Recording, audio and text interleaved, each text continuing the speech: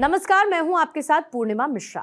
हमारे खास प्रोग्राम क्या कहते हैं नरेंद्र मोदी में आज आपको सुनवाएंगे पीएम मोदी का वो ऐतिहासिक भाषण जो उन्होंने 30 अप्रैल 2022 को नई दिल्ली में दिया। अपने भाषण में प्रधानमंत्री ने कहा कि आज पूरी दुनिया में नागरिकों के अधिकारों के लिए, उनके सशक्तिकरण के लिए टेक्नोलॉजी एक इंपॉर्टेंट टूल बन चुका है। टेक्नोलॉजी आज युवाओं के जीवन का भी स्वाभाविक हिस्सा है, लेकिन हमें यह सुनिश्चित करना है कि युवाओं की एक्सपर्टीज उनकी प्रोफेशनल स्ट्रेंथ कैसे बने। साथियों, मुख्यमंत्रियों और मुख्य न्यायाधीशों की ज्वाइंट कॉन्फ्रेंस पहले भी होती आई है और उनसे हमेशा देश के लिए कुछ न कुछ नए विचार भी निकले हैं। लेकिन ये इस बार ये जो आयोजन अपने आप में और भी ज्यादा खास है। आज ये कॉन्फ्रेंस एक ऐसे समय में हो रही है जब देश अपनी आजादी का अमृत महोत्सव मना रहा है। आजादी के इन 75 सालों ने जुडिशरी और एग्जीक्यूटिव दोनों के ही रोल्स और रिस्पॉन्सिबिलिटीज को निरंतर स्पष्ट किया है। जहां जब भी जरूरी हुआ, देश को दिशा देने के लिए ये रिलेशन लगातार इवॉल्व हुआ है। आज आजादी के अमृत महोत्सव में जब देश नए अमृत संकल्प ले रहा है, नए सपने देख रहा है, तो हमें भी भविष्य की तरफ देखना होगा। 2047 में जब देश अपनी आजादी के 100 साल पूरे करेगा, तब हम देश में कैसी न्याय व्यवस्था देखना चाहेंगे। हम किस तरह अपने जुडिशियल सिस्टम को इतना समर्थ बनाएं कि वो 2047 के भारत की आकांक्षाओं को पूरा कर सके, उन पर खरा उतर सके। ये प्रश्न आज हमारी प्राथमिकता होना चाहिए। अमृत काल में हमारा विजन एक ऐसी न्याय व्यवस्था का होना चाहिए जिसमें न्याय सुलभ हो, न्याय त्वरित हो और न्याय सबके लिए हो। साथियों, देश में न्याय की देरी को कम करने के लिए सरकार अपने स्तर से हर संभव प्रयास कर रही है। हम जुडिशियल स्ट्रेंथ को बढ़ाने के लिए प्रयास कर रहे हैं। जुडिशियल इंफ्रास्ट्रक्चर को बेहतर करने की कोशिश चल रही है। केस मैनेजमेंट के लिए आईसीटी के इस्तेमाल की शुरुआत भी की गई है। सबऑर्डिनेट कोर्ट्स और डिस्ट्रिक्ट कोर्ट से लेकर हाई कोर्ट तक वैकेंसीज को भरने के लिए भी प्रयास हो रहे हैं। साथ ही जुडिशियल इंफ्रास्ट्रक्चर को मजबूत करने के लिए भी देश में व्यापक काम हो रहा है। इसमें राज्यों की भी बहुत बड़ी भूमिका है। साथियों, आज पूरी दुनिया में नागरिकों के अधिकार के लिए, उनके सशक्तिकरण के लिए टेक्नोलॉजी एक इंपॉर्टेंट टूल बन चुकी है। हमारे जुडिशियल सिस्टम में भी टेक्नोलॉजी की संभावनाओं से आप सब परिचित हैं। हमारे ऑनरेबल जजेस समय समय पर इस विमर्श को आगे भी बढ़ाते रहे हैं। भारत सरकार भी जुडिशियल सिस्टम में टेक्नोलॉजी की संभावनाओं को डिजिटल इंडिया मिशन का एक जरूरी हिस्सा मानती है। उदाहरण के तौर पर ई कोर्ट्स प्रोजेक्ट को आज मिशन मोड में इंप्लीमेंट किया जा रहा है। सुप्रीम कोर्ट ई कमेटी के मार्गदर्शन में जुडिशियल सिस्टम में टेक्नोलॉजी इंटीग्रेशन और डिजिटाइजेशन का काम तेजी से आगे बढ़ रहा है। मैं यहां उपस्थित सभी मुख्यमंत्रियों और हाईकोर्ट के सभी चीफ जस्टिस से भी आग्रह करूंगा कि इस अभियान को विशेष महत्व दें, इसे आगे बढ़ाएं। डिजिटल इंडिया के साथ जुडिशरी का ये इंटीग्रेशन आज देश के सामान्य मानवी की अपेक्षा भी बन गई है। आप देखिए, आज कुछ साल पहले डिजिटल ट्रांजैक्शन को हमारे देश के लिए असंभव माना जाता था। लोगों को लगता था, लोग शक करते थे, अरे ये हमारे देश में कैसे हो सकता है। और ये भी सोचा जाता है इसका स्कोप केवल शहरों तक ही सीमित रह सकता है, उससे आगे बढ़ नहीं सकता है। लेकिन आज छोटे कस्बों और यहां तक गांवों में भी डिजिटल ट्रांजैक्शन आम बात होने लगी है। ये पूरे विश्व में पिछले साल जितने डिजिटल ट्रांजैक्शन हुए उसमें से 40% डिजिटल ट्रांजैक्शन भारत में हुए हैं।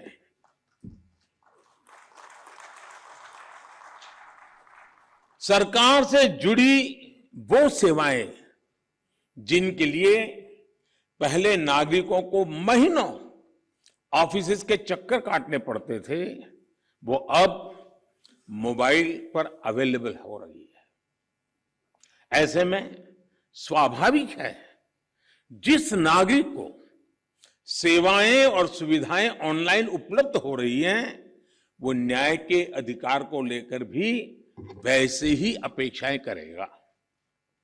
साथियों, आज जब हम टेक्नोलॉजी और फ्यूचरिस्टिक अप्रोच की बात कर रहे हैं तो इसका एक important aspect tech friendly human resources भी है। टेक्नोलॉजी आज युवाओं के जीवन का स्वाभाविक हिस्सा है। यह हमें सुनिश्चित करना है कि युवाओं की एक्सपर्टाइज, उनकी प्रोफेशनल स्ट्रेंथ कैसे बने। आजकल कई देशों में लॉ यूनिवर्सिटीज में blockchains, electronic discovery, cyber security, robotics, artificial intelligence और बायोएथिक्स जैसे विषय पढ़ाए जा रहे हैं। हमारे देश में भी legal education in international standard के मुताबिक हो, यह हम सबकी जिम्मेदारी है। इसके लिए हमें मिलकर प्रयास करने होंगे। साथियों, हमारे शास्त्रों में कहा गया है न्यायमूलम स्वराज्यम स्यात्, अर्थात किसी भी देश में स्वराज का आधार न्याय होता है। इसलिए न्याय जनता से जुड़ा होना चाहिए, जनता की भाषा में होना चाहिए। जब तक न्याय के आधार को सामान्य मानवी नहीं समझता, उसके लिए न्याय और राजकीय आदेश में बहुत फर्क नहीं होता है। मैं इन दिनों सरकार में एक विषय पे थोड़ा दिमाग खपा रहा हूं। दुनिया के कई देश ऐसे हैं कि जहां कानून बनाते हैं तो एक तो लीगल टर्मिनोलॉजी में कानून होता है, लेकिन उसके साथ एक और कानून का रूप भी रखा जाता है जो लोक भाषा में होता है, सामान्य मानवी की भाषा में होता है, और दोनों मान्य होते हैं।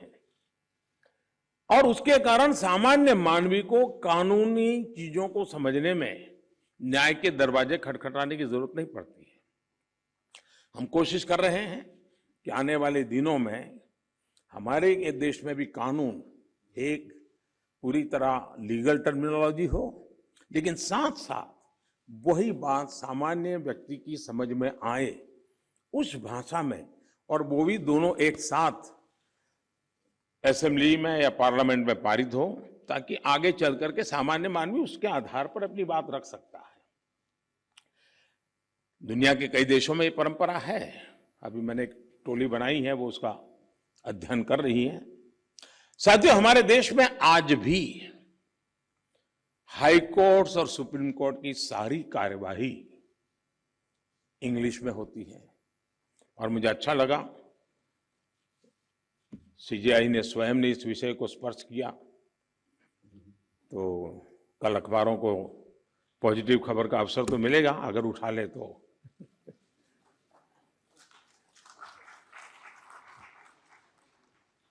लेकिन उसके लिए बहुत इंतजार करना पड़ेगा।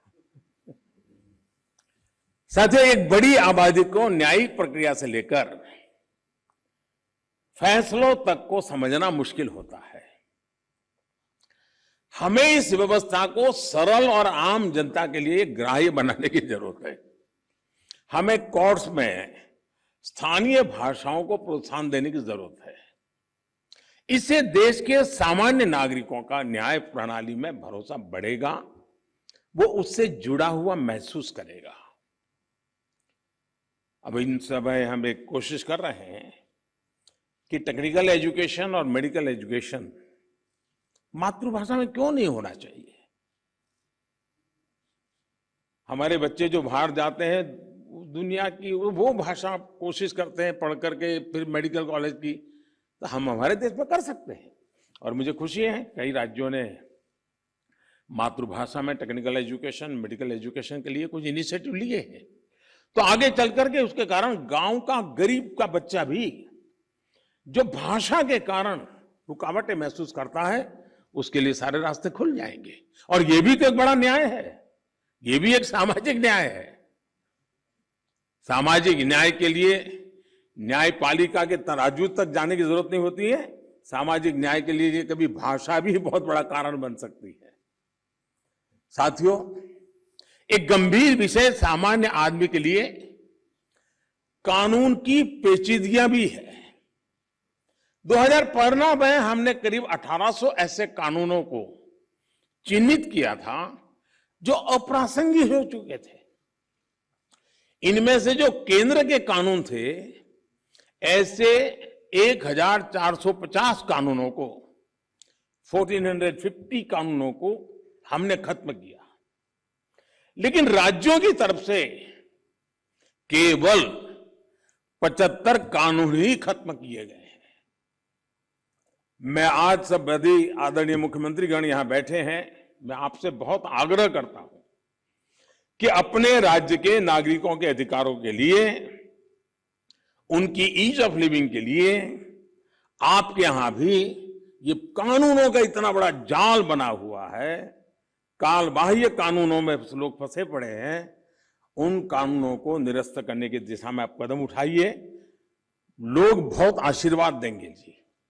साथियों, न्यायिक सुधार केवल एक नीतिगत विषय या पॉलिसी मैटर ही नहीं है। देश में लंबित करोड़ों केसेस के लिए पॉलिसी से लेकर टेक्नोलॉजी तक हर संभव प्रयास देश में हो रहे हैं और हमने बार बार इसकी चर्चा भी की है। इस कॉन्फ्रेंस में भी आप सब एक्सपर्ट्स इस विषय पर विस्तार से बात करेंगे ही, ये मुझे पर विश्वास है। और मैं शायद बहुत लंबे अरसे तक इस मीटिंग में बैठा हुआ हूं। शायद जजीज को ऐसी मीटिंग में आने का जितना अवसर मिला होगा उससे ज्यादा मुझे मिला है, क्योंकि मैं कई वर्षों तक मुख्यमंत्री के रूप में इस कॉन्फ्रेंस में आता रहता था।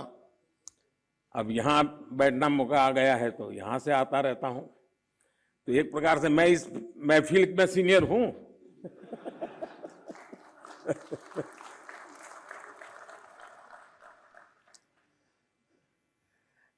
साथियों, इस विषय में जब मैं बात कर रहा था तो मैं मानता हूं कि इन सारे कामों में मानवीय संवेदनाएं जुड़ी हुई है।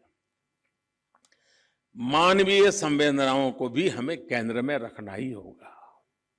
आज देश में करीब 3.5 लाख प्रिजनर्स ऐसे हैं जो अंडर ट्रायल है और जेल में है। इनमें से अधिकांश लोग गरीब या सामान्य परिवारों से। हर जिले में डिस्ट्रिक्ट जज की अध्यक्षता में एक कमेटी होती है ताकि इन केसेस की समीक्षा हो सके, जहां संभव हो बेल पर उन्हें रिहा किया जा सके।